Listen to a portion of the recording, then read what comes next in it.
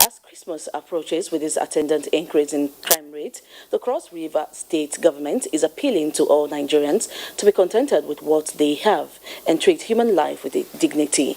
The Deputy Governor of the state, Professor Ivara Esu, stated this during activities preparatory to the 2019 Carnival in Calabar. Paul Abel completes the report. Usually, the Christmas festivity in Calabar is a season of celebration, and in a bid to meet demands of the moment, some persons get involved in nefarious activities leading to destruction of lives and property. The Christmas festivity in Calabar is a month-long festive celebration in December where tourists and visitors are entertained with diverse cultural displays and other forms of entertainment.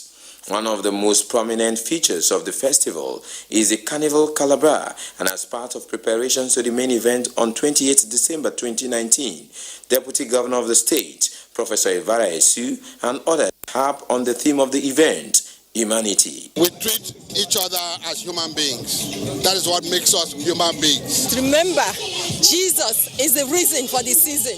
The theme, humanity, which is adding value to God's creation. The dress rehearsal, usually called dry run, afforded all the participating bands to showcase themselves, interpreting the theme of the event. The last dry run is slated for 15th December 2019. In Calabar, Paul Abel, NTA News. And as our beat from Port Harcourt, the news will continue shortly after the break. Good evening.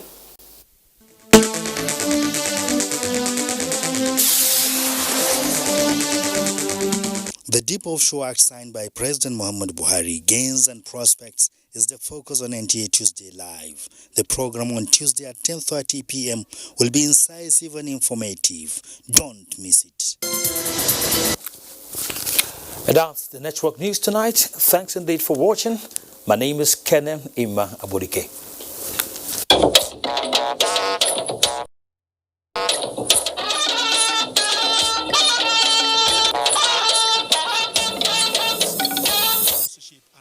Placements. Contact us on NTA Knowledge.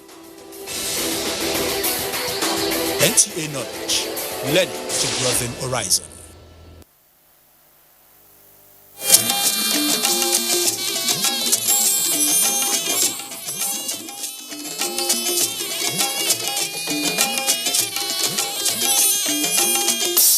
This is the network service of the NTA.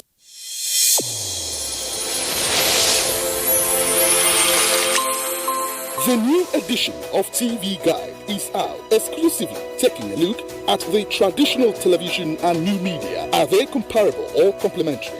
Media industry players give perspective on the trends, progress, challenges, and the way forward. Find out on this compelling edition of TV Guide. Expository interviews with stars of the team within our space. Becky Madujemo of NTA, Utibe Umore of AIT, Nifemi Oguntai of TVC, and a host of others. TV Guide, your indispensable companion, also feature Ya Medina. I'm the CEO, managing director of Ya Medina Sister Restaurant. I choose to serve. Shut up your mouth. Let me finish. A TV drama series on NTA. Let's get to meet the characters behind Ya Medina. This edition also presents exciting features on tourism, culture, entertainment, sports, health, and lots more. Grab a copy at the vendors near you or any NTA station nationwide. TV Guide, your indispensable companion.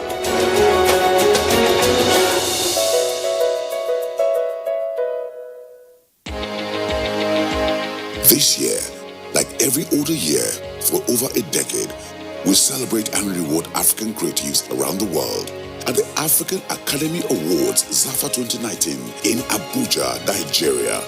The second homecoming event is a 3-day gathering of industry stakeholders and enthusiasts to network as well as encourage and motivate budding talents. The movie screenings, exhibitions, and masterclasses will hold at the Silverbird Galleria on the 22nd to 23rd November 2019. The awards and gala night on the 24th of November 2019 at the prestigious Transcorp Hilton Hotel Abuja. For inquiries and sponsorship, advert placements, and tickets, call the following numbers on your screen now or visit www.zafa.org. This is wonderful. I'm super excited about it. Nothing is expected of them other than awesomeness. ZAFA 2019. Come expecting the unexpected.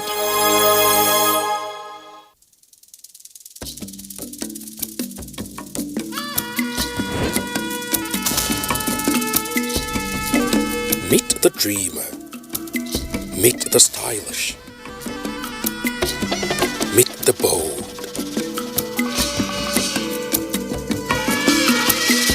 Meet the inquisitive. Meet the warrior. Meet the master.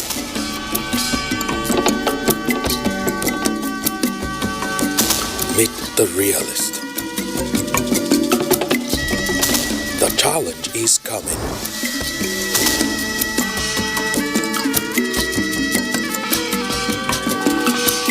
Unity Challenge. Power, development, and peace. Coming soon.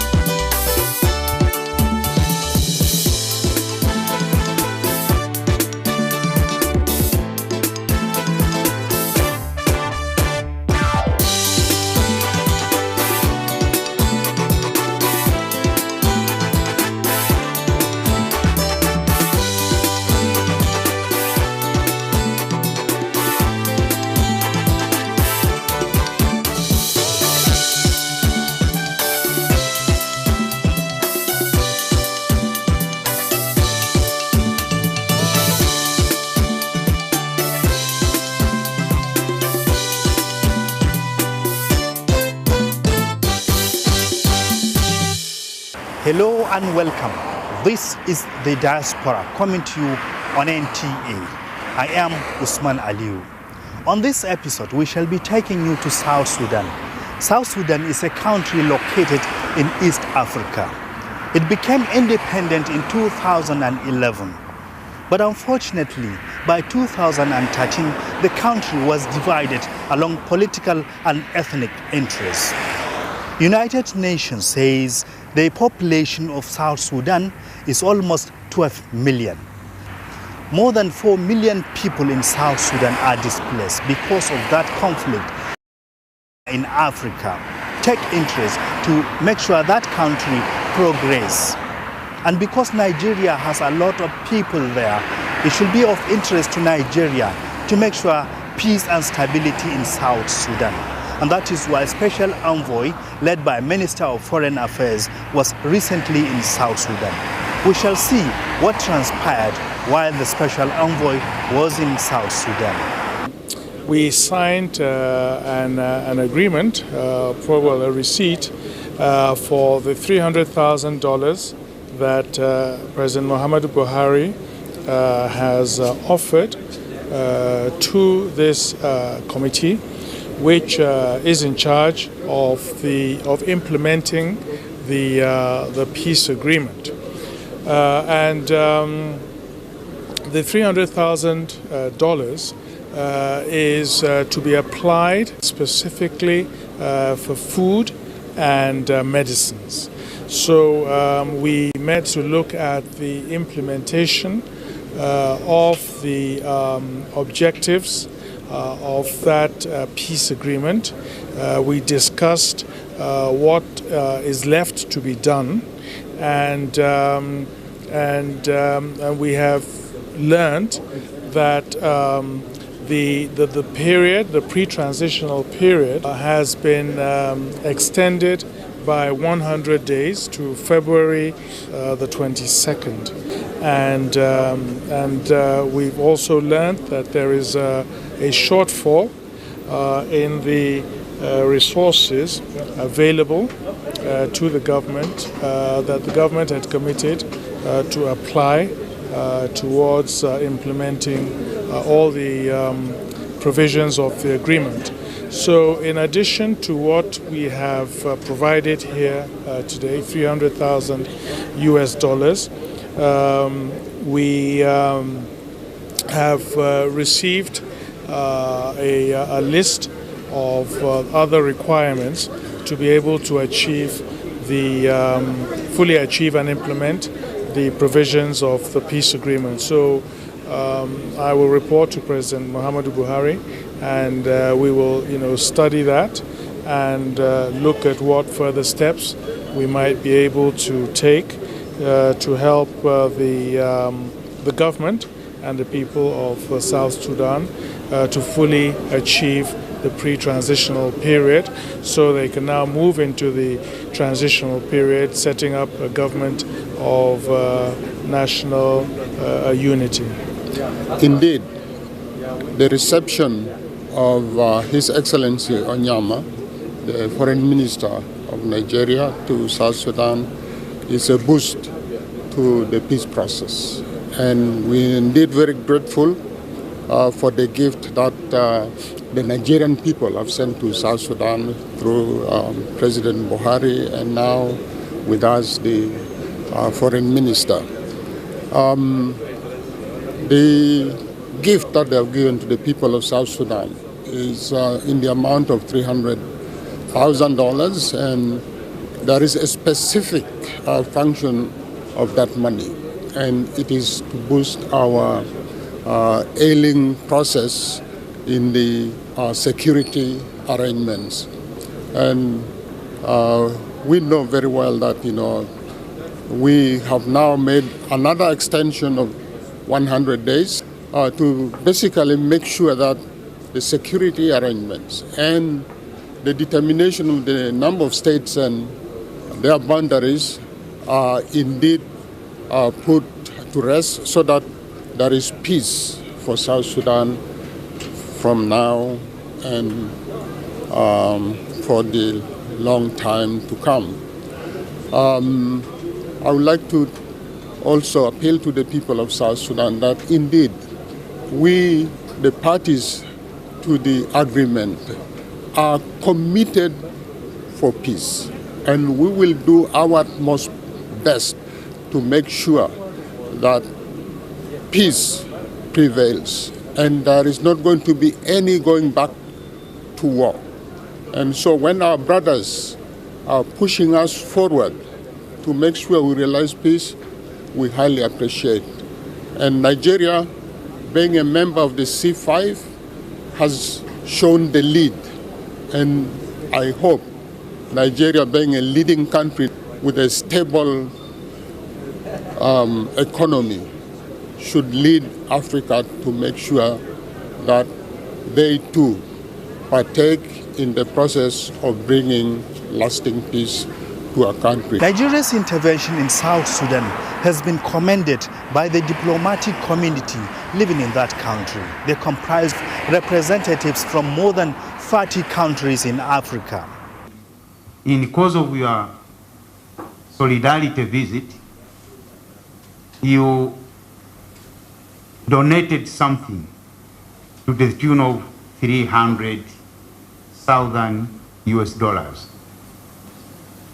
That also is very important to us as Africans. something, we shouldn't wait for the outside there to stock for us. Lastly, because you said beyond this, and you alluded to something very important, the Russia-Africa Summit. Very much. What I would like to say is, first of all, to thank very much Nigeria for this initiative to come and visit our youngest nation to the world. As I used to say, as a nation, youngest nation in the world, South Sudan needs understanding of all the world. As you know, in a family, the youngest needs always the care of the elders. Unfortunately, what we can see that some elders, they are coming with the conditions to help before they help the youngest, which is not a humanitarian aspect, not very correct.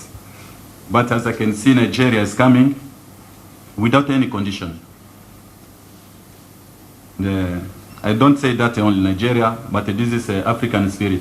I don't see any cooperation between the regional and sub-regional organizations in Africa. We know that ECOWAS has a very rich experience in resolving conflict, and it played a very successful role during the conflict in Liberia, Sierra Leone, and so on. So I hope during this time we see some sort of a cooperation between ECOWAS and IGAD. IGAD needs your experience, Excellency. And thank you very much. Thank you, Obina. Thank you, the giant of Africa. Nigeria is Pan-African, but also the largest economy and a country that has the largest number of population. So I am glad to see that you are reaffirming Nigeria's stand, your position to keep Africa in its African spirit. When I come to the issue of South Sudan, as IGAD, we are happy that other partners like Nigeria are actively participating in making the Sudan peace process sensible, because IGAD alone cannot make South Sudan peaceful without the engagement of other partners and supporters. So, especially your experience in the boundary issue, in our belief, will be helpful to solving the issue of determining the number of states and demarcating their borders. So it is great for us as IGAD chair to see the active engagement of Nigeria in South Sudan. We really appreciate this because it will bring more focus not only within your government but on the rest of the continent. Your visit is a very high profile visit.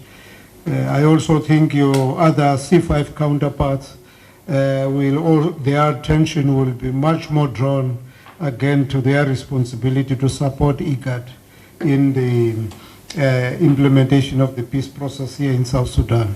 I also want to thank you with what you referred to as a token of support that you brought from President Buhari and the Nigerian government to the government and the people of South Sudan. That's just all what I wanted to say, and to encourage you and at your level to make sure that there is no this on-off attention to the situation here in South Sudan. I think there needs to be a momentum that must be maintained in supporting IGAD, in raising concerns, so that all the parties to the conflict here can do everything possible to make sure that this time the people of South Sudan will be able to experience peace and could look forward to development and durable security. We've seen in many other countries, it's not just this country, that how on the one hand we talk of democracy, but on the other hand there are individuals who want to get power at all costs and at any price, democracy or no democracy. So we have to also keep harping on respecting the will of the people, letting the people decide. And we have seen regime change and the disaster that it has brought to many countries, some not too far within our continent. So it's important that we also must not allow conflicts, issues on our continent to be decided by countries that are not on the continent, because they see things differently. They are not there physically on the continent to suffer the consequences. If we look at Libya, for instance, we are in Africa suffering the consequences of regime change every day on the continent, and a regime change decided by countries outside the African continent, and we are suffering it themselves. They are not suffering it. So we have to always be very firm about African solutions. We have to be the drivers of the solution of conflicts on our continent, because we are the ones that have to live with it.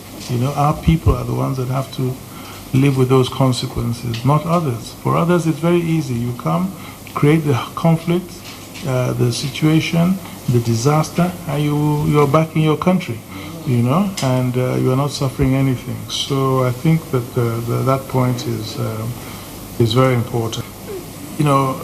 When we're together as African countries, we are in a position to achieve so much more. When we're divided, we suffer. And I think the point you make about refusing to sign on the communique, is a very good example of that. It's absolutely important that we maintain that solidarity. Divided, we fail. Divided, we fall. That one is clear. We see it time and time and time and time again. So we have to stick. We have to stick together. And I think, as South Africa has said, we have to maintain this momentum and work together and fight together. It's not going to be easy. Nobody said it will ever be easy, but it's important that certain principles we have to absolutely maintain as sacrosanct, and that is unity of purpose and political will. We just need those two. Stay together, have the political will, and success will surely be ours. And I think that we all need to, as African countries and African leaders, decide on how we want Africa to be seen, to be respected, and what we should be doing. At the AU level, it was decided that these kinds of meetings, it should be region to region. Ideally, it should not be one region and one country, and so on. So, whether a large number of African countries, heads of states even, should accept invitations to go and meet just one head of state, one country, how that reflects on the continent, and the dignity of the country and the leaders is a question that is very much on the agenda, And I know that various countries are, deciding on how to address those kinds of situations, whether it's appropriate. Sometimes those heads of states that might attend these kinds of meetings will not attend AU meetings, for instance. And these are, some of the things that we have to really look at seriously. Africans, advisors to our presidents, and so forth, because we really need to chart a new narrative for us as Africans. We really have to redefine ourselves, and we cannot continue as being seen as in a very negative light, and we have to look at steps that we should take to really define a new image continent for our people and for our leadership.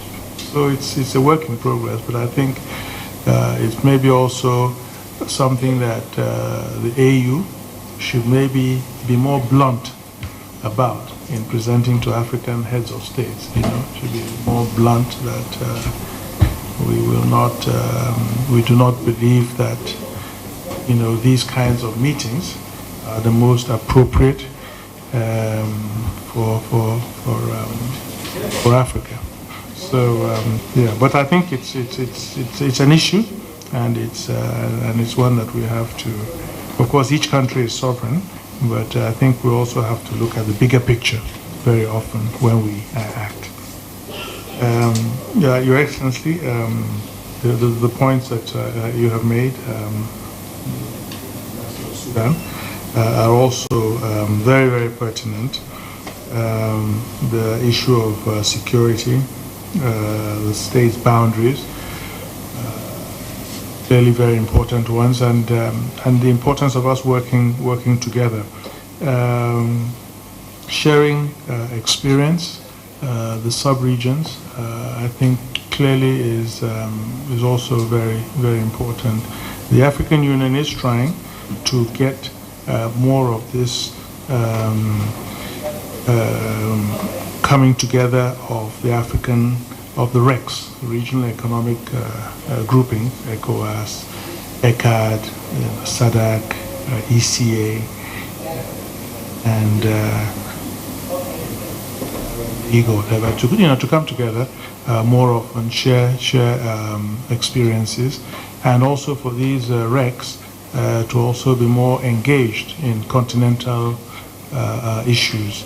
So I think through that we'll begin to have opportunities to share experiences. The C5, when it was conceived, I think also you had a situation where the membership was drawn from these different sub-regions, and I think it's with also the objective of getting input from the various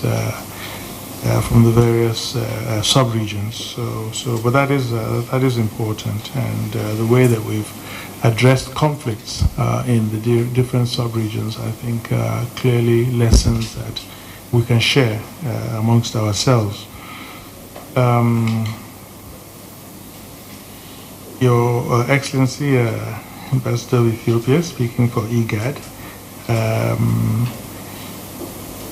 again, I think that your point is right. We all have this responsibility, and to make financial support, to provide financial support, the boundary issues again, and I think also Ethiopia has experience too, and with the boundary issues and states creations. I think these are challenges for a number of our countries. So I think we can all bring our experiences to bear in helping South Sudan forward.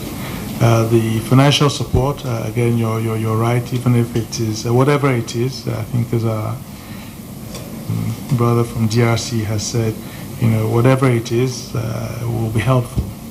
But the important thing is that we should all be trying to contribute something. And also a brother from DRC. Yes, I think the points you very passionately put forward is important. And interestingly enough, you talk about prayers and the importance of prayer and the power of prayer. I think today there's a Nigerian preacher that is also here to offer prayers, just to support what you are saying about prayers and.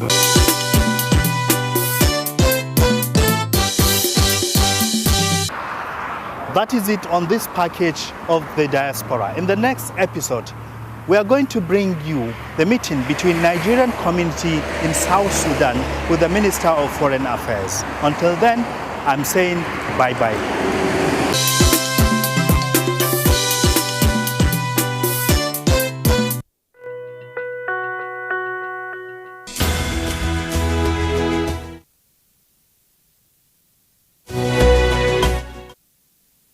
Computer, iPad, tablet and phone.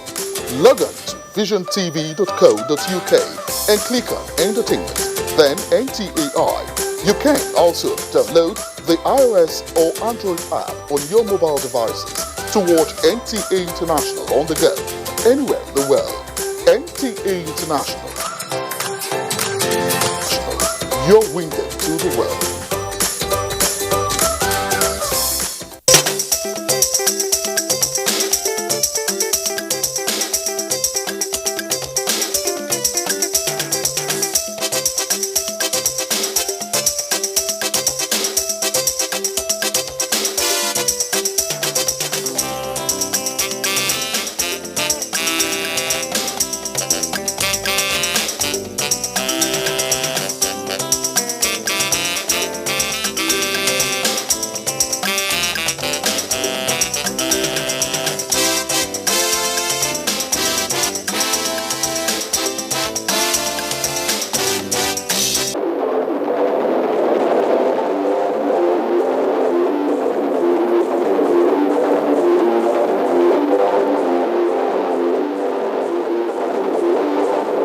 Hello, it's a warm welcome to Sports Ray, reaching you live on the network service of the Nigerian Television Authority. I'm Gift George.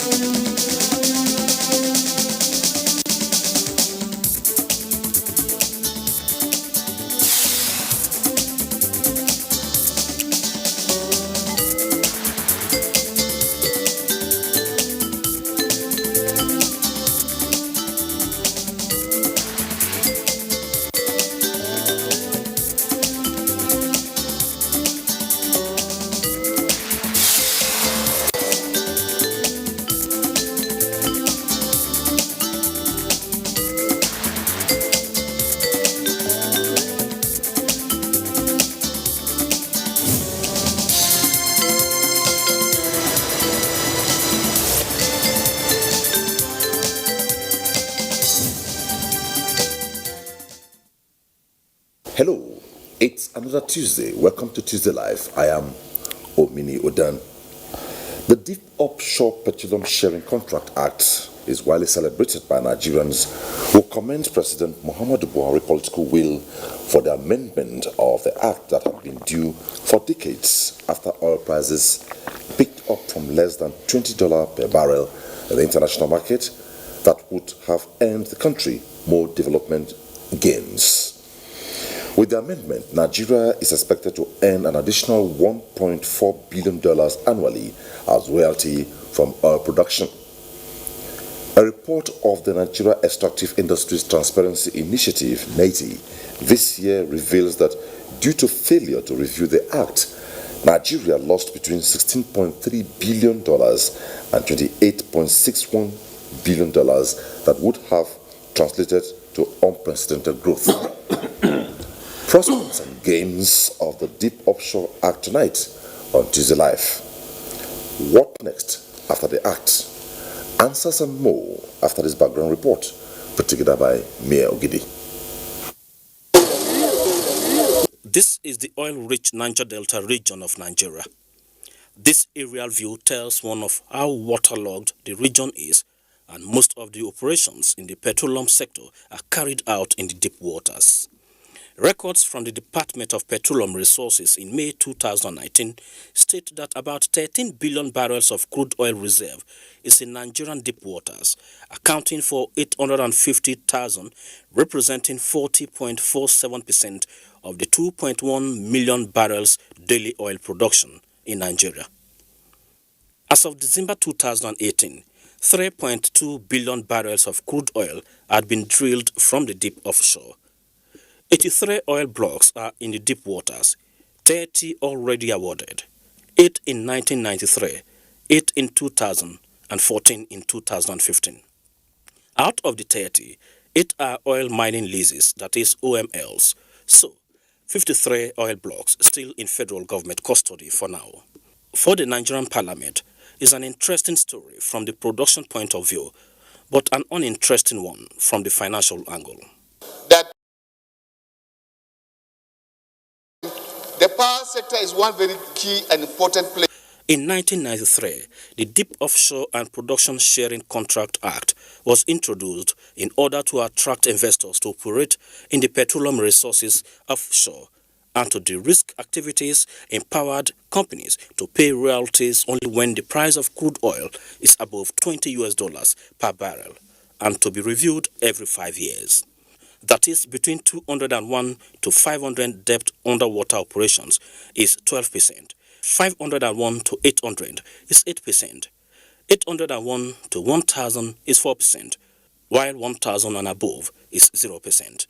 Regrettably, however, more than 3 decades, this act was not reviewed, despite the fact that oil price for long rose above $20, with Nigeria losing billions of dollars to multinational oil giants operating in Bunga, Akpo, Egina, Usan, and Agbami oil fields. The Act provided in itself the need for it to be reviewed 15 years after commencement. It's about 26 years now. This part of the Principal Act has not been exercised. And all the years we know that at a point in time, the price of crude oil has even hovered over $100 at a point in time, but we have not taken leverage on the advantage of that provision of the Act. Basi Albert Akpan, a legislator representing the Akwa Ibom Northeast in the Senate, moved for the amendment of this Act on the 3rd of October 2019, and it was given accelerated hearing by colleagues and subsequently passed. We are here to review this law in line with our mandate. If that law has said 15 years, we have to bring it down to 10 years. The review period is increased from 5 years to 10 years. I want it to remain as 5 years. Today, the Act is amended and signed by President Muhammadu Buhari. For the Chief of Staff to President Buhari, Abba Kyari, 1 trillion naira annually is what Nigeria stands to gain from this exercise, which will translate into better life for the common Nigerian, better schools, better infrastructure, and of course, sanitize the petroleum industry. Mie Ogidi, NTA News. Your Act benefits for Nigerians. The focus of Tuesday Live tonight. Tuesday Live, as you know, is an audience participatory program. At some point, we'll come to you for input, phone calls, and other reactions. When we come to you, turn on the volume of your television set to avoid the hallback or echo. Also, you can join us via social media on our Twitter handle at Tuesday Live NTA, and we will address your tweet as much at the time will allow. That's the focus of the program tonight. I'm being joined tonight by the Senior Special Assistant to the President on Public Affairs, Ajuri Ngelale. Good to have you on the program. It's great to be here. Thank you for having me. Honorable Farouk Adamu Aliyu, former minority leader, politician and businessman. Good to have you on the program. Good evening. And being expected tonight is Dr. Kayode Ajuli, a legal practitioner who will join us on the course of the program. Well, the tone has been set for the program, and a lot of reactions. Will it be a win-win? Will it be a win-lose?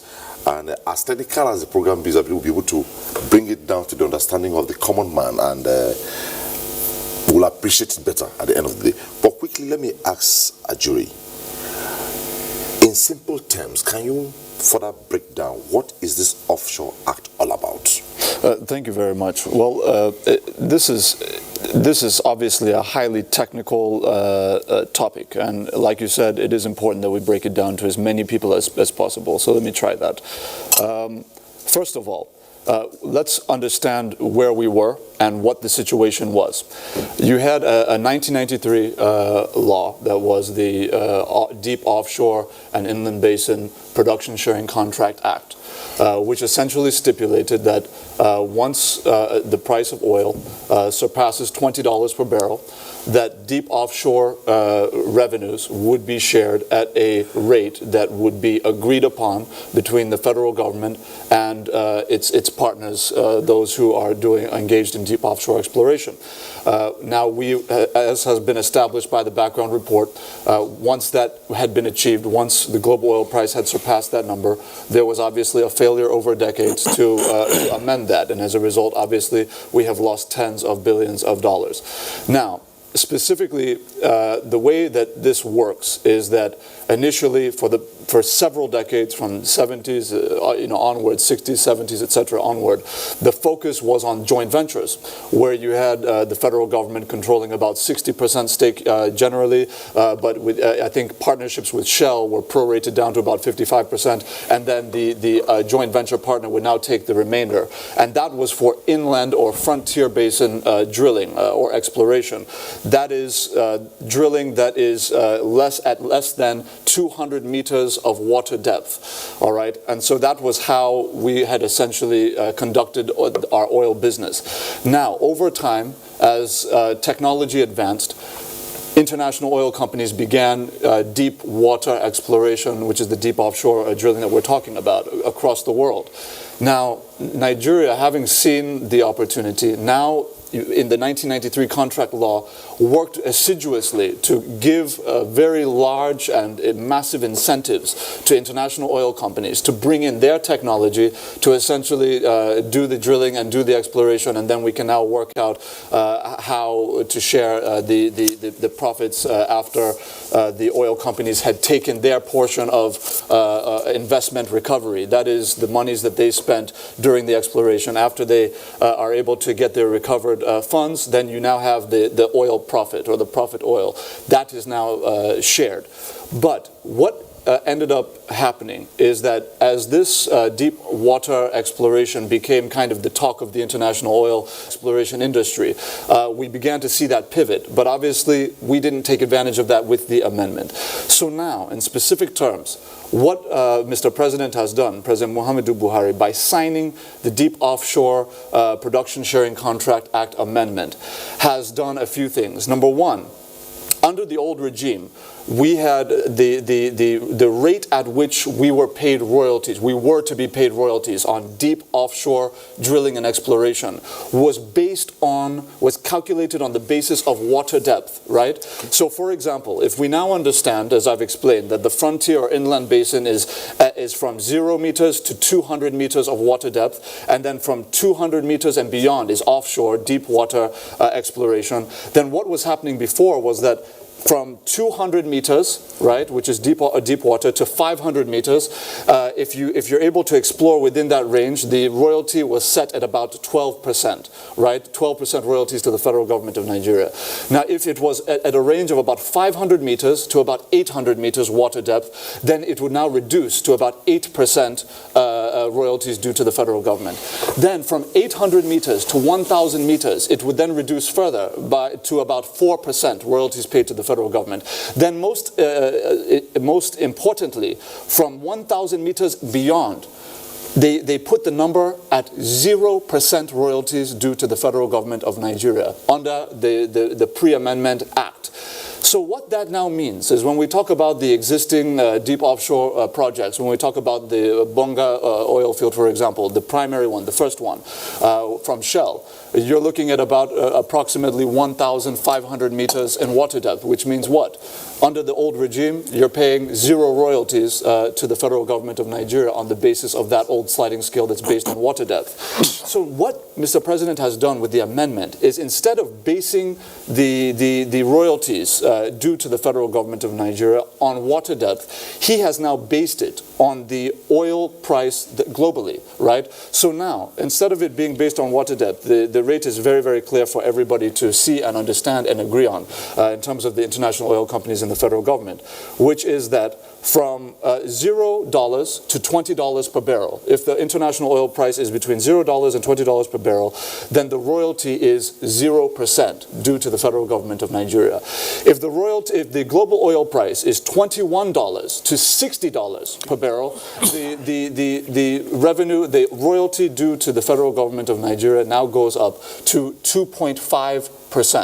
Then, if the oil price goes from $61 per barrel to $100 per barrel, in that range, if that's where the global oil price is, it now goes from 2.5% to 4%, which is where we now fall, given the current oil prices. Then, from $101 per barrel to $150 per barrel, it will now go to 8%. And then if the global oil price ever goes above $150 per barrel, anything above that, it's now 10%. That is the adjusting royalty rate. There are 2 royalty rates that have been established by this Amendment Act. I need to be clear about the other one.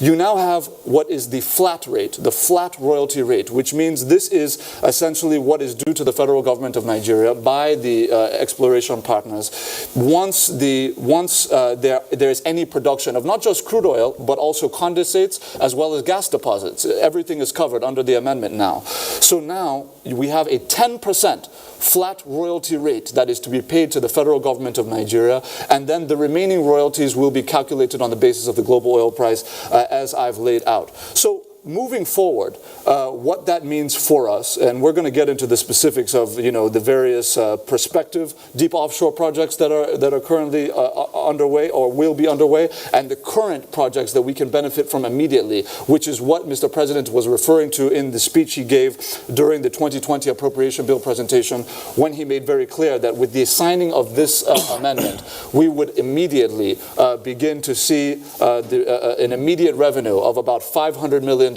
scaling up to $1 billion, and then eventually by 2021, $1.5 billion a year based on the current oil price, which is also expected to rise. So I look forward to getting into more specifics, but that's essentially how it works, to set the pace for the conversation. Okay. We always say government, people, and the legality.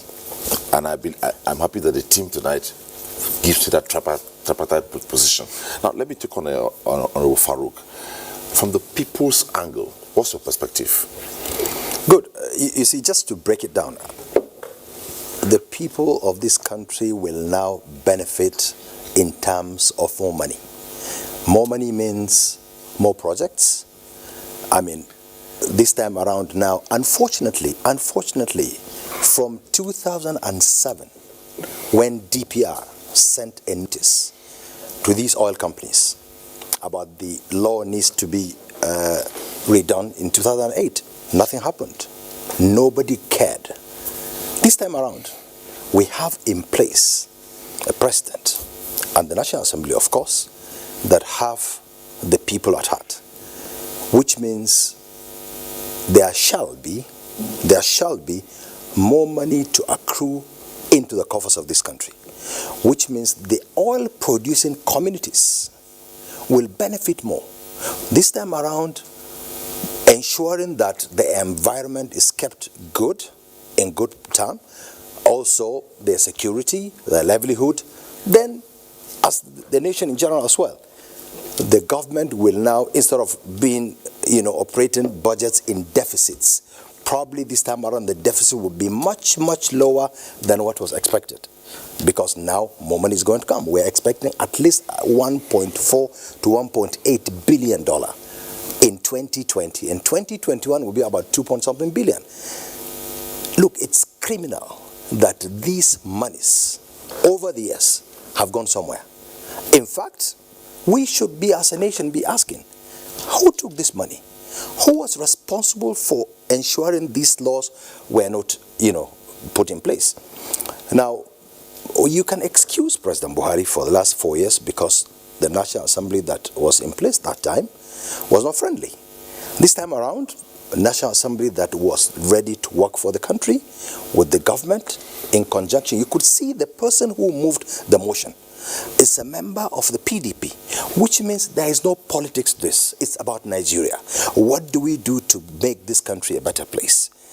A member of the PDP proposed the amendment. Everybody supported it. The government assented to it. And today we have a bill that everybody is happy. So I hope as a nation, as a people, we will continue to move in this way. And I call on the members of National Assembly to please also look at the PIB, the Petroleum Industry Bill, that should come so that all these things will be in one place. The DPR, the PPPRA, all of them will come under one roof so that this country will harness and benefit so that probably in the next 4 or 5 years, the revenues will accrue better. Secondly, I call on the government of this country. I think it is a shame on us as Nigerians all that 63 years when we started getting oil, that we are relying on IOCs. We rely on Shell, etc. to come and drill. If you go to Iran drill their oil themselves. Malaysia, Singapore, we also as a country should have a deliberate effort to ensure these IOCs, some of them go. Those that are not willing to go by the rules of our country should go. So that, our people can also develop capacity and so on and so forth. We have great Nigerians all over the world who can do these things. So I hope this government, this time around, will also ensure there is indigenous technology to ensure that we also produce our own oil. If you go into the rudiments, you hear so much about IOCs, FGN, contractors, FGN. So by implication, it therefore means that if fully implemented, the communities will benefit better than what it is now. Absolutely. Because look, you see why the communities will benefit. In fact, that's why I told you that the PIB is very important, because in the PIB will bring in the communities directly. They will be part of all these things. Communities will direct communities, not just like state producing state. I mean, it will not be like Bayelsa or Akwa Ibom. No, it will go specific to local government communities. So. Okay, fine. Yes, let's do what is Nigerian and what Nigerians will benefit so that the people in the oil producing will not think that the government is aloof, the government does not care what's happening to them. So I think kudos to Nigerians. Okay. You've been itching to add, you want to add the voice to what he said? Well, yeah, he made a series of very important points. Just to add to what he said, just to say that, it is absolutely true that the petroleum industry bill and all of the breakdown component parts is going to be absolutely central in maximizing the gains of the Deep Offshore Production Sharing Contract Act amendment, which Mr. President has just signed. Let's appreciate something very specifically. There was obviously an attempt by the 8th Assembly to put forward the PIB in the breakdown of 4 component bills. But we also know that once those bills were transmitted, there were elements of those bills that were absolutely unacceptable to, I think, most well-meaning or patriotic Nigerians. You had clauses that were built in that would clearly favor the oil companies. You had clauses, for example, that essentially stipulated after a certain period of time from the signing of that PIB bill, the PIB by Mr. President, that essentially within a certain amount of time, a certain percentage of the NNPC would have to be sold off to some private sector actor, right? And progressively so until the company is sold off. That was essentially what the 8th Assembly put forward to Mr. President to sign, which obviously Mr. President looked at and clearly could see that this was not something that was composed in the national interest, and as a result decided not to sign it. Of course, many Nigerians were not informed by some of the actors in the National Assembly at that time as to some of these very controversial clauses, and now began to question why Mr. President didn't sign it. I want to assure Nigerians this evening that the next PIB that comes out of this 9th National Assembly will be nationalistic in its thinking, it will be patriotic, and it will definitely cater to the needs of Nigerians and not the kinds of special interests that would have benefited from the continued non-amendment of, for example, the Deep Offshore Production Sharing Amendment Act. But let me just say this. Right now, we have a series of deep offshore projects, right, that we had not been capturing. You touched on it very briefly in the background report, but I think it's important to be a bit more specific now. Obviously, you have the Agbami oil field. That's approximately at peak production about 250,000 barrels per day in production. You now have the Akpo field, which is approximately 175,000 barrels per day produced by Total. You now have Bonga, obviously 200,000 produced by Shell, and you have the Erha field as well, about 140,000 being produced by ExxonMobil. Now you have all of this at approximately 850,000 barrels per day that had not been touched, right, in terms of the royalties that are due to the federal government. But what needs to be really emphasized here is that we have a huge set of prospective deep water oil projects, exploration projects that are on the table right now that have been slowed down on the basis of some of the ambiguities that existed before Mr. President took initiative to sign that Amendment Act. Obviously now with the support of the National Assembly, this is something that would have been done by probably 2015, 2016 if he had had the support of the last one. So with that, what is not really known by many Nigerians is we have several projects.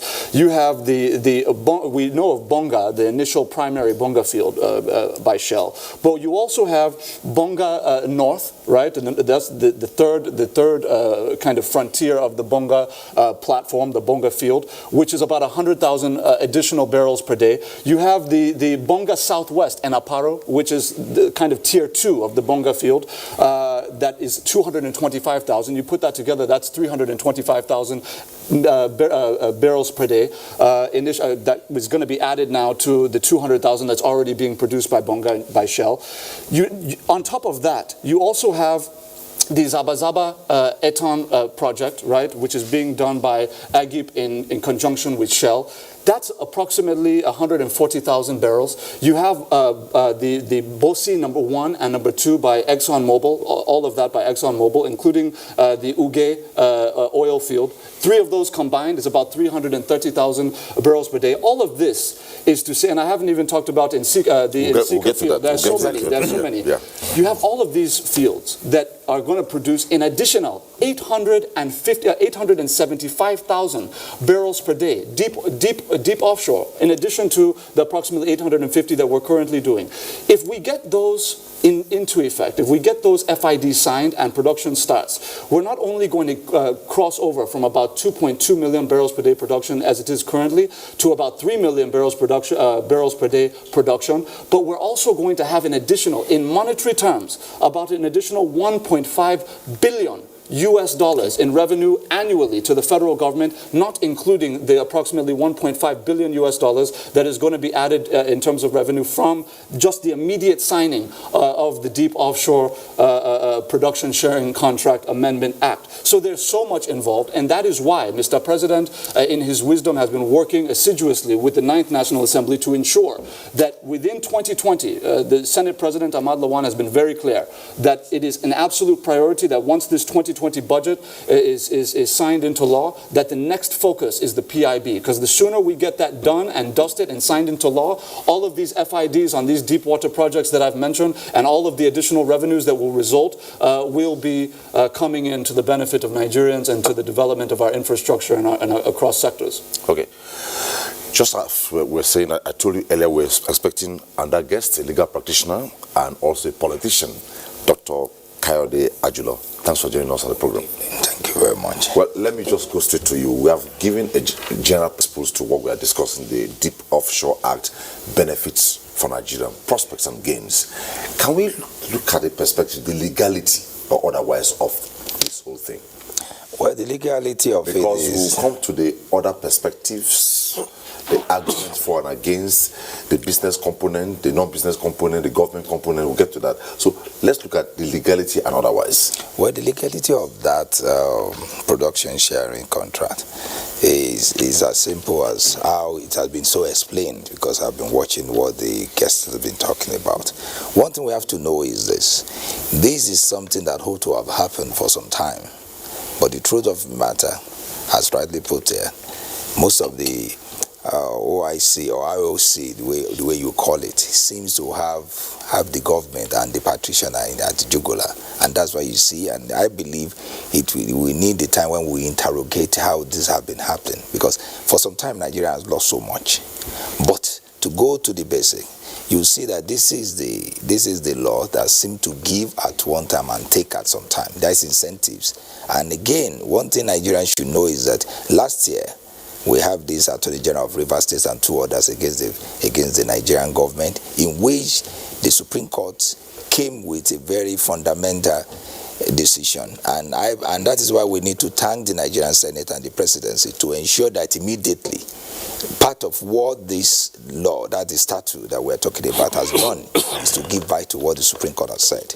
And apart from that, when you look at the incentives, you see that this is the time to bring more, like what he has been saying, that we have many projects, but what we have after that, you've seen that because of the fact that we call it deep shore, many things have been going underground. Nobody seems to know what it is. And I believe that the legality, again, I need to ask is that this is more or less to give by to know that there is a new sheriff in town. Because in the history of that act, this amendment has introduced something new. That's in criminalizing some of what those practitioners have been doing. Now, there will be a fine. Now, some people will go to jail. These are the things that Nigeria need to know very well. This is something that we should applaud the presidency for. It is not business as usual. There's a new sheriff in town. Everybody need to know that. Because sometimes you ask some question. A lot of money is going around down the drain. Most of these Nigerian partners, particularly those oil companies, they don't even pay. And when they don't pay, what do? You go them to court, you start going on civil matter that will be rigmaroling. But now, you'll see some of them will be going to jail. I'm not trying to scare everybody, but these are the things that I think we need to really know very well. But and is the platform really on ground to take them around? Now that initially it has taken off years, but is the platform ready to take off? I want to believe that. I want to believe with the way it was being passed. Mind you, the first reason was last month, and within a month, you see that one thing we should know in this country is that once there's political will, the law is always there. It's for you to take the government and then face it and ensure that it is done. And I want to believe with this new government, with what we have been saying, what the FCC, what the ICPC, and all the law enforcement agency has been doing, I think they were ready to do that. Okay. When the president presented the 2020 budget to the National Assembly, when he projected how revenue will be made, people did not understand it. But now it is very clear that he says as it has the capacity to generate additional revenue of at least $500 million, which will aid FGN in achieving the proposed 2020 budget revenue. Exactly. You see, if it was hidden, now it's in the open. Now everybody knows where the money is coming from. And just a little addition. You were asking where is the platform? The platform is the law. Okay. The law has been signed. And all the regulatory agencies that were not working before must work now, because there are sanctions for those who decide to go against the law. So I think they may have gone rustic. Well, I'm thinking aloud. No, that is true. But he said there is no sheriff in town, which is true, which means this time around, because look, all these, we had presidents before Buhari. Why didn't they do it?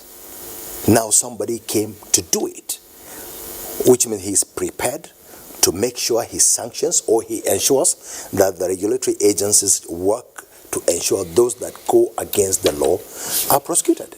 So I think I like this new sheriff in town. Okay. I'll come to it. There's a very important point that should be also acknowledged. While we acknowledge the fact that this obviously has been made possible by the political will and the character of the president and, of course, the leadership of the Ninth National Assembly, let's also take note of the fact that when we talk about platforms upon which we can now sanction operators operating in the nation's oil and gas space, there are very specific provisions that were just enacted with Mr. President's signature on the Deep Offshore Production Sharing Contract Act Amendment. In specific terms, it was Section 5 that reviewed the issue of the flat royalty rate that I mentioned of 10% on all production occurring in these deep offshore platforms. It's the amendment of Section 16 that brought into effect the changes in terms of the sliding scale not being based on water depth but now being based on the global oil price. But most importantly, in relation to what we're talking about, new inputs were made. So we now have a new Section 17, which now ensured now that it actually stipulates that the Minister of Petroleum is now mandated by this act amendment that was signed into law that he must order a review by the NNPC of the terms of all production sharing contracts. So every 8 years it's being reviewed. So we cannot be in this situation again. So not only has Mr. President fixed the ills of the past, he's also now, with forward looking, is now saying we're going to ensure that that never happens again. Then he now added a Section 18. Section 18 is very, very clear. It lays out in very clear terms what the punishment, what the penalties will be for any operator in the sector who violates any provision of the Act. And I'm not just talking about the amended pieces either. I'm talking about the entire Deep Offshore Production Sharing Contract Act. Now, what are those penalties? One of them, there are actually two major ones. One of them is that anybody who violates any of the provisions would be forced to pay a minimum fine, which means obviously being the minimum, it can escalate much higher, minimum fine of 500 million naira. 500 million naira. That is with a potential penalty, depending on the offense, of a minimum of 5 years imprisonment for any sectoral stakeholder. So when you know that that is the new minimum threshold for penalties that are going to be imposed on individuals operating in the space, and you know that it can be much worse than that depending on what the infraction is, you will now know that Mr. President, in conjunction with the National Assembly, clearly, very meticulously thought out and composed this amendment that was signed into effect. Well, let me go to Ajulo. What I'm concerned is two prongs now. Yes, how it will check corruption, but I still feel it is imaginary. How we feel it too. Some are feeling that in the perspective of ease of doing business, how will it flow? Well, let me start with the first one.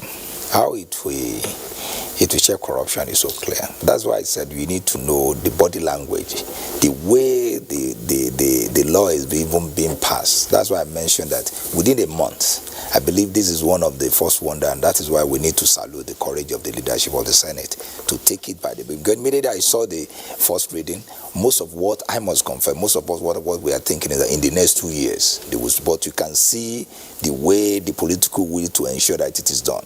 And I believe if anybody is in doubt of what the Nigerian government is going to do, particularly in enforcing that, then the person, you need to have a rethink to see the way. And you can see the way that it takes the president so much that even this bill has to be taken to where is it in the UK to endorse it. I know many people may raise the issue of legality, but I quickly remind them that we are living witness to head of state signing treaties virtually anywhere. So there's no issue about that. Just for you to know. Now, it's sorry, before you take the second issue, yeah, don't be annoyed. Yeah. Our first caller tonight is calling in from Jos, Alex. Hello, Alex. You're on to Tuesday Live. Before we lose the talk, please.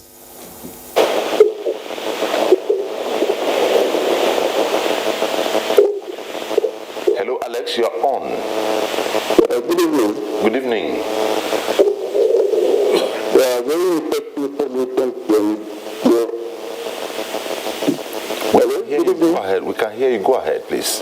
Yeah, very interesting information from the studio here. But my biggest problem is the issue of corruption. Hello? Can you hear me? Alex, go ahead. We can hear you. Go ahead. Yeah, the biggest problem is the issue of corruption. It doesn't appear as if this government really has the willpower to fight corruption.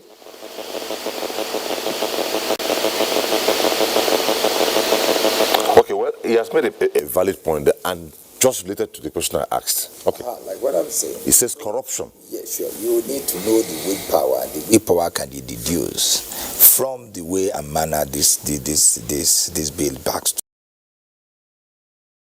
to salute you for making sure that even despite being away, this is immediately endorsed. And apart from that, like the question you asked again, what about ease of doing business? Like I said, this law, it's in threefold. First is to ensure that get some incentives available for those that want to do business with Nigeria, in the sense that making it easier.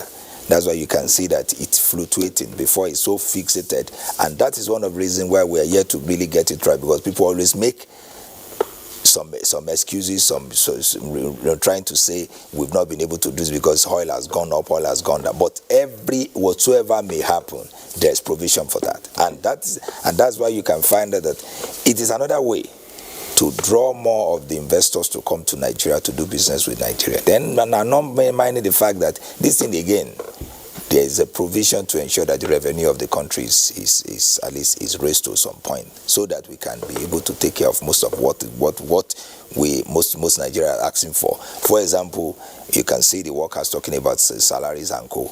It must somewhere the money will come from. And finally, that's when the issue of the sanctioning. So as it is a three prongs issues, and this is well prepared. And I want to believe that only somebody who is not serious that will have committed so much to ensure to get the fruit of their labor in this law, to say that the government will go to sleep. It is a new dawn. Let me repeat again. Okay. Good thing that the government will go to sleep. It is a new dawn. You remember when Mr. President hinged the message on corruption in 2015? He said, if you don't fight corruption, it will kill you. Yes, sure. Now, these persons within this space are very powerful people. The person has the will with the good legislative support. The act has been passed. Implementation remains a problem. Now, if these same persons, as rich as they are, like Alex who called from just said, corruption is a concern. Do you think if the appropriate laws are not firmed up, it will work with the monies these guys have to buy their way through? Well, first of all, as a people, we need to be patriotic. Fighting corruption is not just the business of Mr. President or EFCC. And all in this country, we are living witnesses that there is a company that was sanctioned billions of naira in this country, mobile communication company, one of companies that are into mobile services. They were sanctioned, they were fined, and they are paying. In fact, they have finished paying, which means international companies working in this country know that there is a government in place that shall not condone act of corruption. But of course, corruption is still there. It's not killed yet. But then, you cannot discuss corruption on the table anymore in this country. Yes, you can discuss it on the table. If you are caught this time around, no escape. And with the 500 million minimum fees, a minimum sanction. If it's 500 million minimum, which means you could go to 10 billion. So if you commit an offense, then you could be slammed with a fine of 500 million. You had better not do that.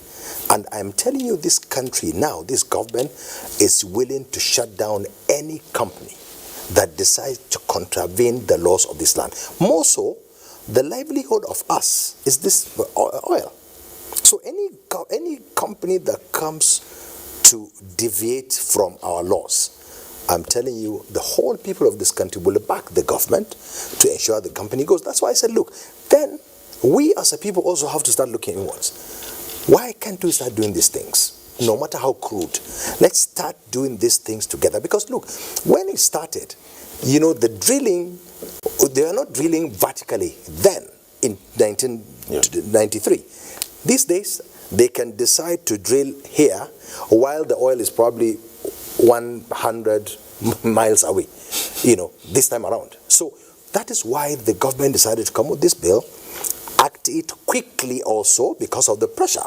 Of course, we are not an island as a nation. There are countries, leaders who lobbied Mr. President, who tried to make sure we don't sign this law. But then the difference between truth and reality, this is our country. Mr. President works for Nigeria. The interest of Nigeria is to sign this law. So that's why he said, quickly bring it.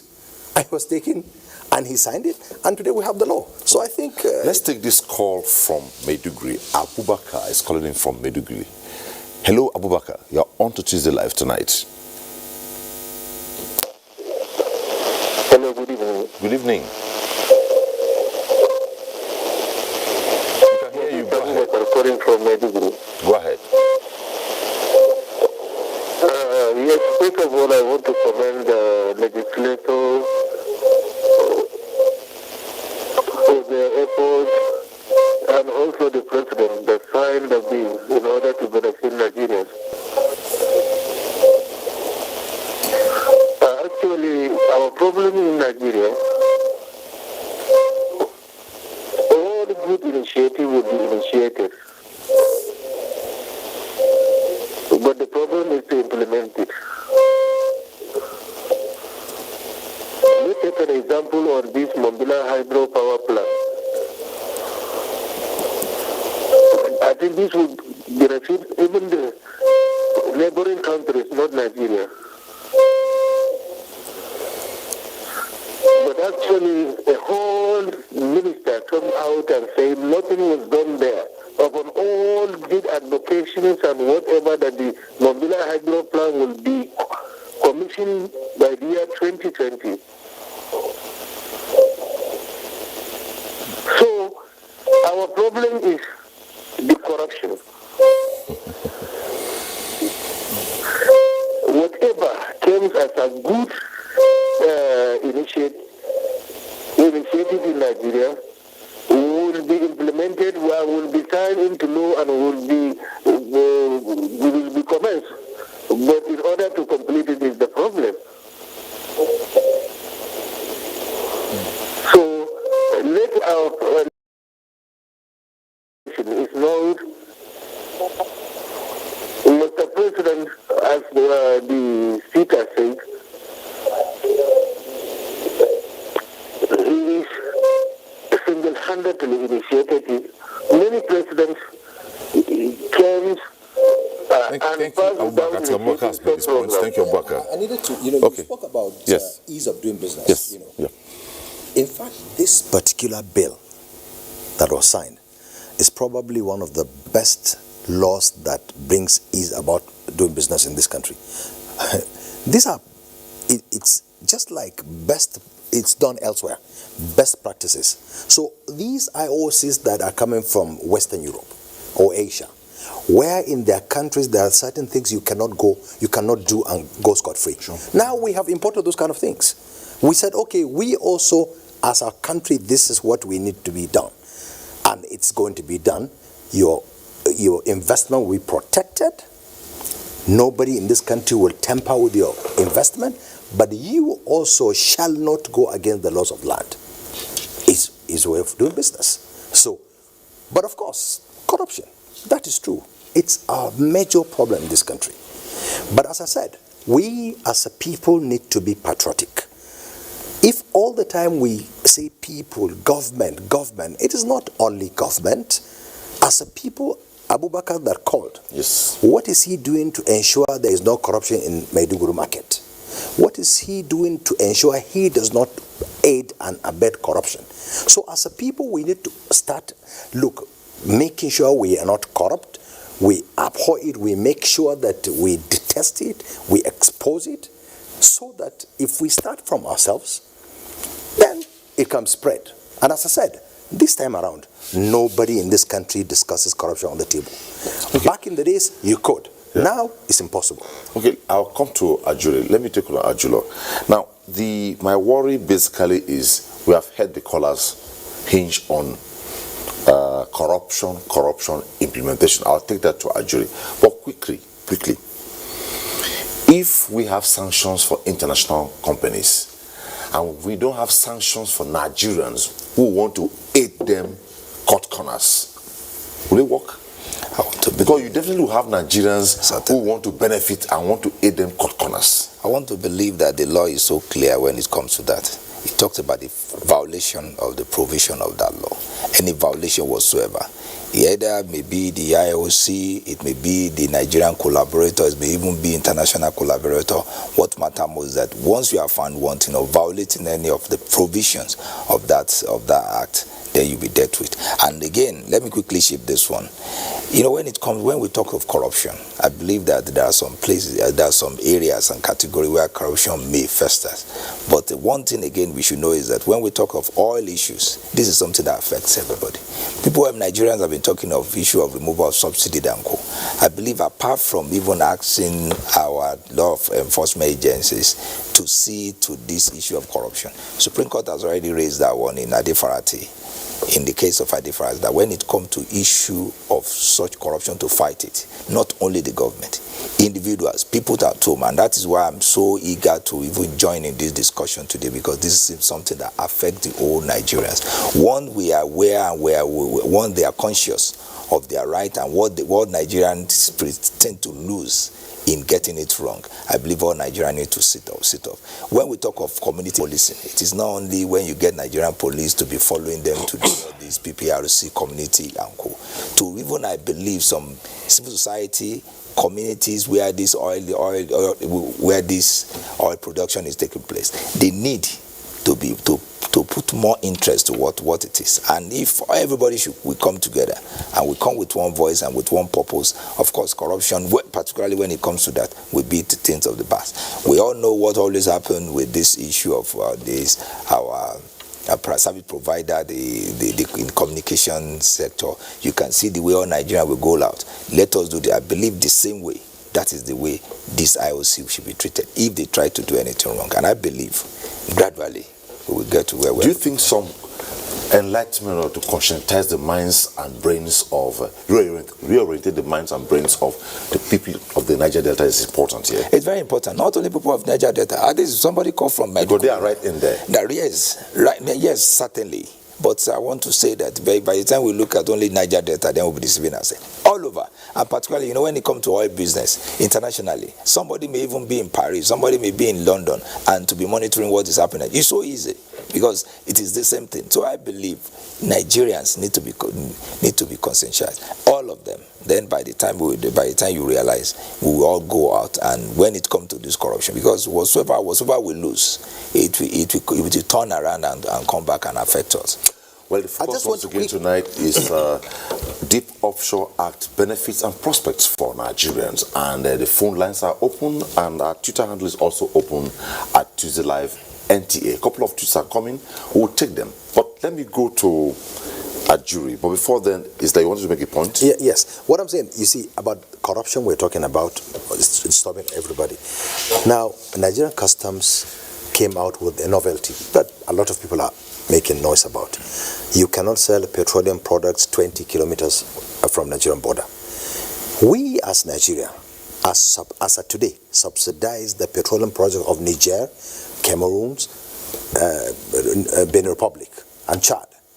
If Nigerians can be patriotic, not to take our petroleum products across, that's also part of the citizens need to act to ensure that, look, don't do this against your country. Don't hurt your economy. So if you do that, government is trying to tell you don't do it. You do it, and you come to say, well, corruption, while you also partake in those kind of things. So some measures need to be taken drastically. No petroleum products should be sold 20.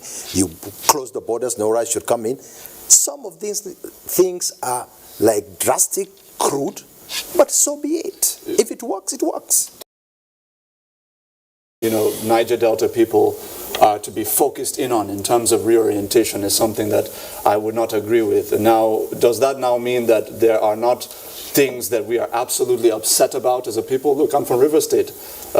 River State should be like Dubai at this point. If we had been doing what we're supposed to do since 1999, we've had the revenues. We're watching Lagos develop, and look at where we are. So Niger Delta people are not necessarily happy, but the reality on ground is that when you talk about the large-scale corruption, we're talking about the IOCs, you're really looking at what happens in air-conditioned offices in Abuja over the last 20 years. You're looking at what has happened between deals that were struck with various leaderships of the various assemblies and these IOCs. Now, in specific terms, when we talk about corruption, let us be very, very clear about the fact that there were several attempts made by this President Muhammadu Buhari, to put forward legislation in the 8th Assembly that would have taken us much farther than we have since gone if they had been enacted then. You had the proceeds of crime bill that was to be put forward. You had the Special Crimes Court bill that was to be put forward. You had so many bills along that line that were supposed to be put forward, and they were quashed under the guise of the interests of some people, you know. Now, Mr. President was very clear just today, in fact, when he was honoring some Nigerians who had done the right thing in the discharge of their civic and professional duties. He made it very clear in his remarks that this is the time for us to muster the political will within the judiciary and the National Assembly to ensure that that Special Crimes Court bill is passed so that Mr. President can append his signature, so that we can have a court that is dedicated to corruption cases and we don't have the kinds of bureaucratic slowdown that we've had now for decades. So Mr. President is very clear on the roadmap, on the way forward, and even with that, even with all of the attempts at stifling Mr. President's anti-corruption war within the previous assembly, we still had on record from 2009 to 2019, what did you have? 1.28 trillion naira that was recovered in cash, in naira in particular, not including dollars, euros, and properties and all of that. 1.28 trillion in 10 years. Now, the first 6 years, that's 2009 to 2015, what was recovered? Less than 300 billion out of 1.28 trillion. In just the last 4 years alone, under this president, we have seen the recovery of approximately 939 billion naira out of 1.28 trillion naira collected over the last 10 years. That tells the story of Mr. President and what he has been doing, and that tells the story of what is possible if the National Assembly, which we're now confident will happen, this 9th National Assembly, follows the leadership of the president and ensures that these important bills get signed into law so that Nigerians can finally get the justice that they have so craved from those who have defrauded us in the past. Before we take the next point, I'll still be on you. Let's take this caller, Augustine. Augustine is calling from Port Harcourt. Hello, Augustine. Well, we dropped the call. Now, Abubakar was very emphatic. Good initiative, corruption, but implementation might be a challenge. Yes, this is a valid concern, obviously, across sectors, but let's be very clear about something. When we're talking about oil and gas legislation, we've done joint ventures in the past, right? Anytime we had a joint venture, for example, with the Inland Frontier Basin exploration, we never had a situation, for example, where we were, the international oil companies were not bringing forth the funds to the federal government that were due to the federal government within the parameters of the contract. What we had, in fact, was the opposite. Obviously, with dishonest leadership over the last decades, we obviously accumulated a debt of approximately $6.7 billion owed to the IOCs in these joint venture cash calls. Mr. President, as soon as he came into office, negotiated that down to about $5.1 billion. And systematically every month since then, we've been making repayments. Now we're at about $1.3 billion. And then I think some point in 2021, we would have fully paid off all of the joint venture debt that was left behind. I say all of that because with this signing of this amendment, it is very clearly stipulated exactly the rate at which we are supposed to expect our royalties based on the sliding scale that is the global oil price. So we have not had a kind of a precedent in the sector where when something is very clear, black and white, the international oil companies are refusing to remit. That really hasn't been the challenge. The challenge has always been the corruption within the government colluding with the international oil companies to take advantage of gray areas. There are no more gray areas in the deep offshore. Now it's black and white. So any Nigerian that's concerned that we could be defrauded as soon as Mr. President, because of his character, once he goes out of office, that potentially if somebody who doesn't have his character comes in, they're worried that we'll be cheated. I'm saying that based on what Mr. President has done and the kind of stopgaps that he has put ahead of time in this amendment, that Nigerians can be rest assured that moving forward things are going to be very black and white in terms of deep offshore exploration. Now, when it comes to gas, if you look at NLNG, for example, that is a perfect example of what is possible in terms of ensuring that the private sector does their part in partnership with the government in terms of remitting funds, etc., etc. So the precedent is there. We've seen it in NLNG, and we're confident that with this amendment, we'll see the same in deep offshore. Let's take this call from London. Oluwasegun. Hello, Oluwaseun.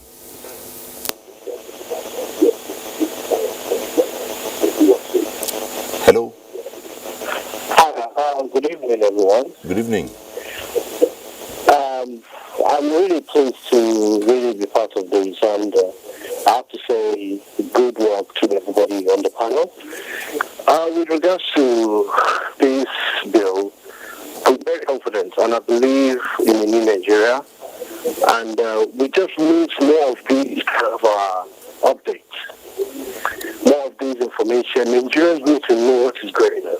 You know, I during credit to you and other panels. I have to give this to you guys. But we need more of these. We need more of this information. We're relying on crude oil. We're relying on oil, as you all said. All of these figures you're just mentioning, trust me, once you get to the hearings of Nigeria tomorrow in the morning, they will be surprised at what President Muhammadu Buhari is doing. We need to get these messages out there on a regular basis. We don't know. I've been to neighboring countries and I've seen how smuggling is happening. Look at the closure of the border. Look at we're consuming 50-something million. But after the closure of the border, we're consuming less than that. Corruption is our problem. And I just met Nigeria like 2, 3, 4 days ago. People are aware that corruption is our problem, but nobody's doing anything about it. You know? So how do we move forward? We need to educate Nigerians to the barest level, you know, to let people know the issue of corruption. And we can move forward. People will know. People know that we need to work together. But there's some people somewhere putting people to face each other on the other side. But I just believe in the Nigeria that work. And I wish everybody the very best of luck. Thank you very much for this program. Please do more of this. Do more of this. Thank you, Oluwaseun. Oluwaseun called in from London. And a couple of tweets have come in. Maybe I just read them.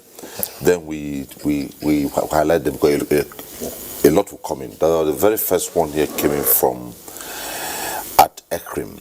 Granted that Nigerian government for years before now had goofed, can this able government of President Buhari press for the calculation of the quantum of revenue accruable to the country from the time the act would have been amended, taking into account the prevailing oil price? That's one.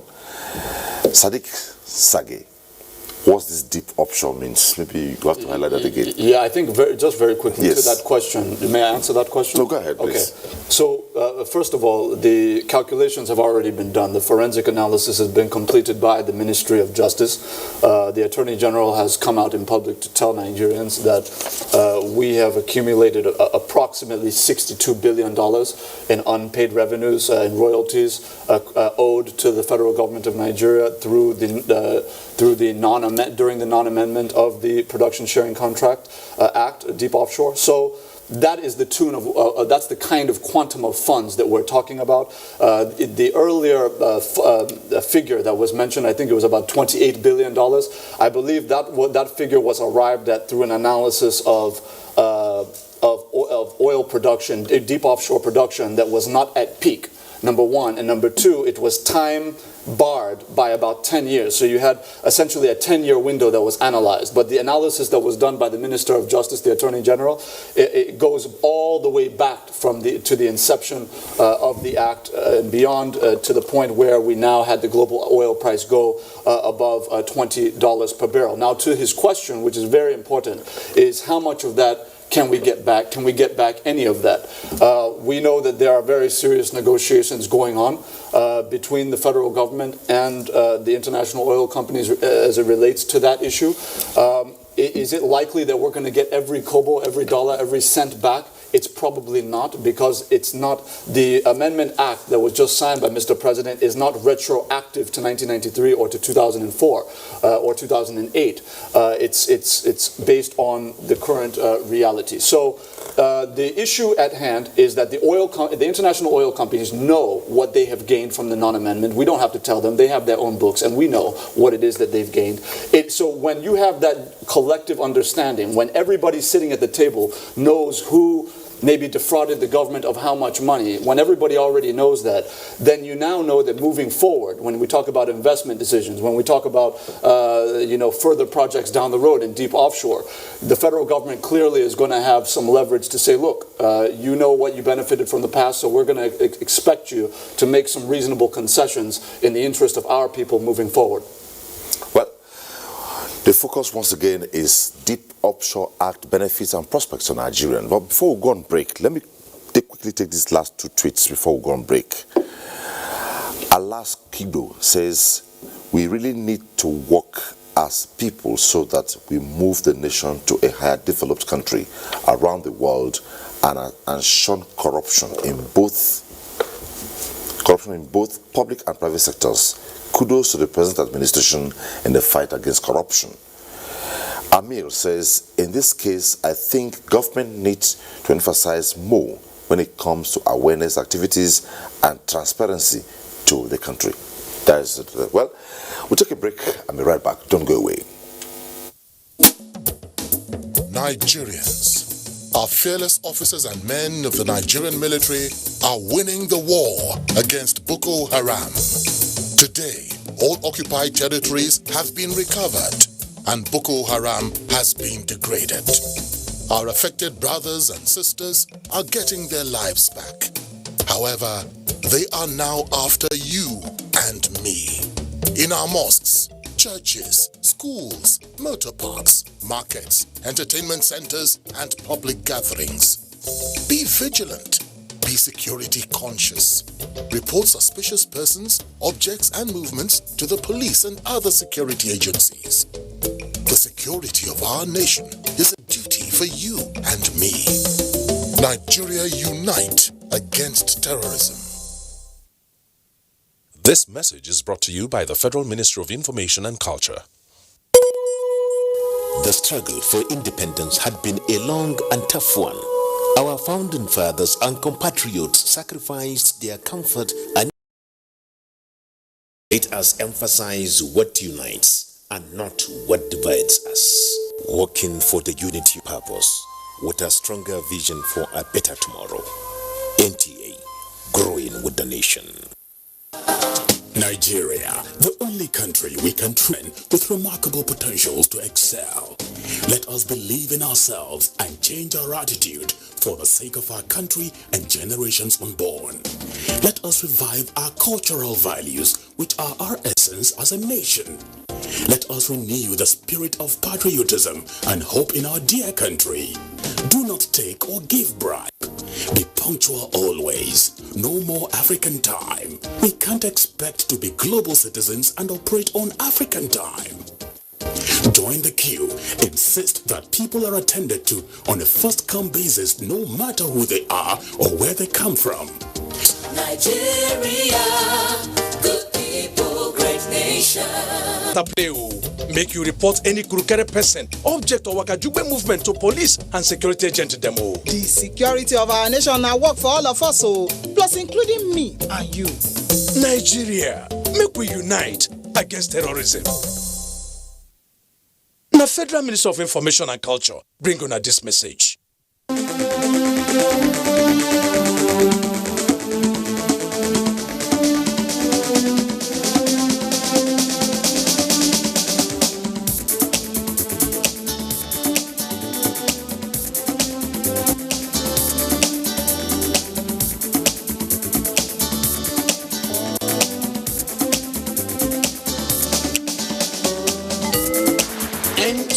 Tuesday Live, a network issue-oriented innovation talk show.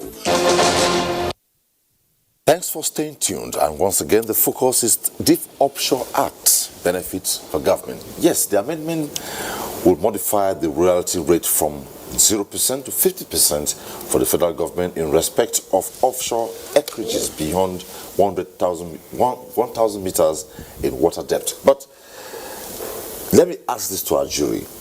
People looked at it from a win-lose before.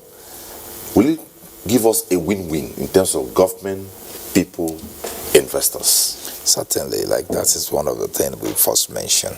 That first, by the time you check one of the, let me assume that this act is divided into three. So the first one talked about incentives.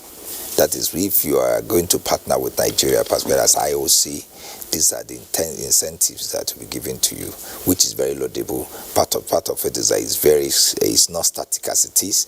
This is something that you know the next time you are going to have another contract. You even know when there will be new amendment to the act, which will help you to really look forward to what you gain. It is like, and apart from that, the transparency of the whole thing is so clear. It is not before that we don't even know where we're going. And you know, when it comes to oil business, prices always fluctuates. This act really has already planned for that. Then apart from that, then we talked of even increasing the revenue. In as much as Nigeria will want revenue, there are some incentives again. Like I mentioned, based on what the Supreme Court, the judgment of Supreme Court last year, in which that this thing will flow with the price of oil barrels. And finally, everybody seems to know where they're going. Nobody needs to complain about the violation of the provision because there is sanction for that. And I believe this is win-win. This is win-win if well implemented. Well, Dr. Kayode Ajulo, legal practitioner and politician, I'll sign you off at this time because of our pressing list. Thanks for being on the program. I'm very grateful. Well, quickly back to my other two guests. Now, we are moving on to Honorable Farouk, NNPC, Ministry of Petroleum Affairs, Petroleum Resources, and other agencies I might not be able to recall here. If nothing serious is done about them, like Abubakar called him from Maiduguri, he raised the concerns of implementation. If the NNPC and the Ministry of Petroleum Resources is not reject, will all this work? Well, thank God, the Minister of Petroleum Resources happens to be Mr. President. So we, as Nigerians, will also hold him accountable. We'll hold him responsible in ensuring that NNPC is not NNPC of before, or DPR, or other companies that have association or associated with this bill. So I think we are home and dry.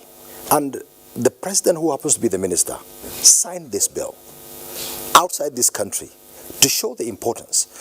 So let us give the government and the agencies the benefit of doubt. We didn't have this law before, now we have it. Let us be optimistic that, look, this time around, it shall work.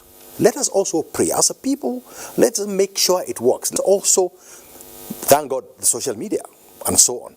If it doesn't work, people will know. People will make noise. And the government is listening government. Just like what one of the callers was saying, that government need to inform.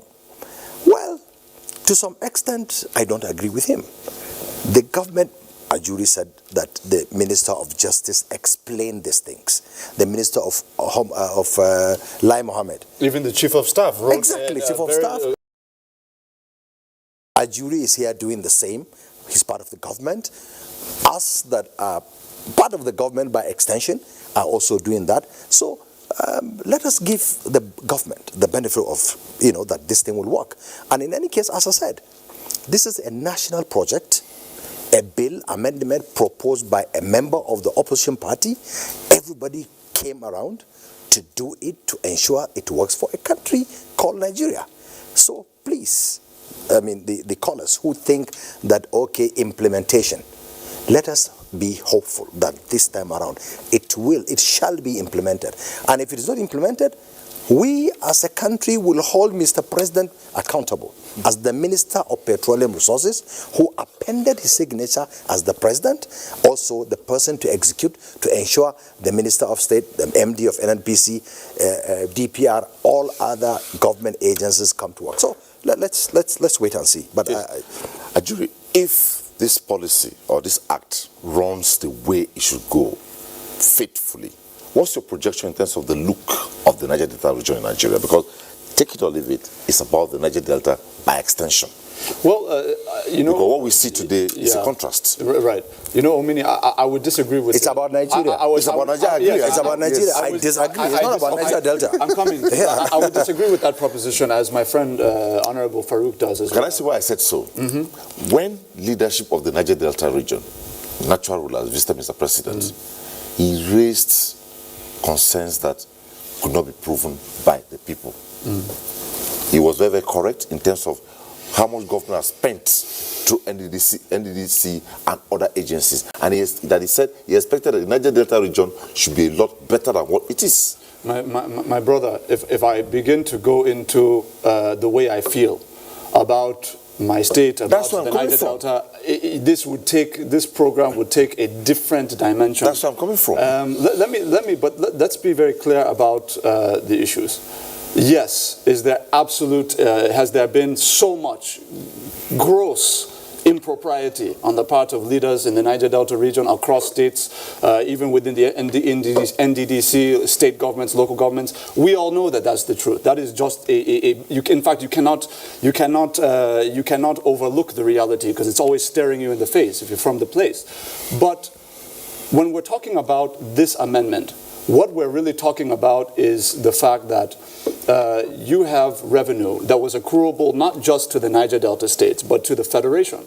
That was not being sent to the Federation. Obviously, it was being swallowed up by the IOCs. So this is something that would have been shared across all states, across all tiers, and all of that. So acknowledging that, it becomes a Nigerian issue. Now, obviously, there's the 13% derivation and all of that. And we know that that's where maybe the Niger Delta aspect of the whole thing comes in. And that's a legitimate point. But the reality is, if with this Amendment Act, I don't look at it as a kind of win-loss proposition. I don't see that. Nobody has really been able to identify for me, and I've thoroughly studied this document, this amendment.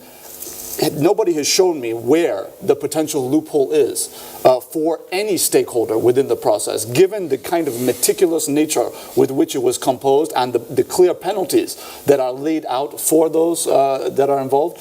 I don't really see that loophole. I think it's very black and white. I think what it has done is it has established a level of predictability for incoming investors in the oil and gas sector that was not previously there.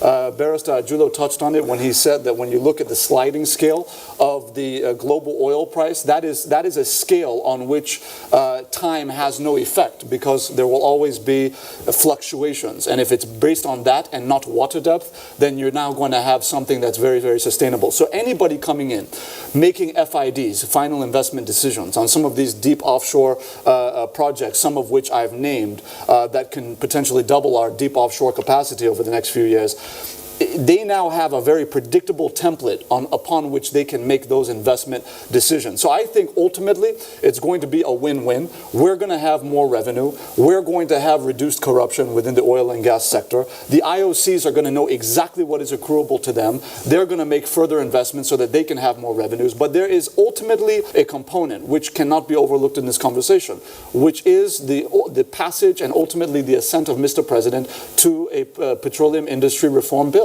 And Mr. President's committed, as I've said, the Ninth National Assembly is committed, the leadership has expressed that, but those are going to be the pieces of legislation that are going to inform how host communities are now impacted in terms of the benefits derivable to them from the crude oil production, deep offshore and inland.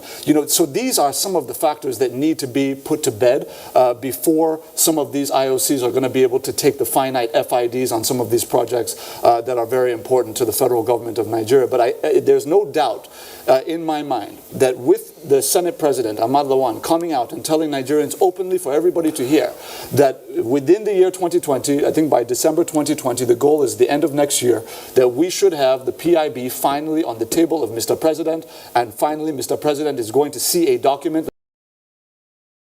React to some tweets that have been sent to our Twitter handle, and once again, our Twitter handle is @TuesdayLiveNTA. The phone lines are still open. You can join the conversation. Quickly from Saleh Al-Zaman 20. I think this law should be reviewed every year because technology moves very fast. I believe every Nigerian should have this information.